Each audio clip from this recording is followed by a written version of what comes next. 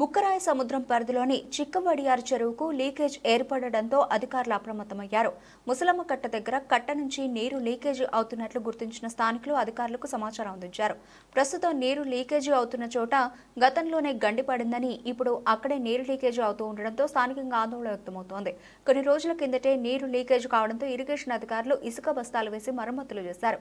ఇప్పుడు అదే ప్రదేశంలో నీరు లీకేజీ అవుతున్న విషయంపై ఇరిగేషన్ ఇంజనీర్ సురేష్ మాట్లాడుతూ చెరువు కట్టను పరిశీలించి రక్షణ చర్యలు చేపడుతున్నామన్నారు.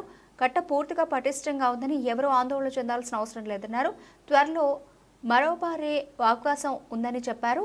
ఎమ్మెల్యే ఆధ్వర్యంలో గంగ పూజ కూడా నిర్వహిస్తామన్నారు. జిల్లా అధికారుల ఆదేశం మేరకు చోట కొంత వీక్గా ఉంటే దాన్ని భద్రం చేయడం జరిగింది. ఇప్పుడు చెరువు మరో పాడడానికి సిద్ధంగా ఉంది. అది ఒక 1 ఇంచ్ FTLకు గ్యాప్ ఉంది. మేబీ ఈరోజు రేపటి లోపల అది మరొకటిగా పారవచ్చును. ఈ చెరువు పూర్తి భద్రత కలిగి ఉంది. దీని మీద ప్రజానీకం ఎటువంటి ఆందోళన చెందవలసిన అవసరం లేదు.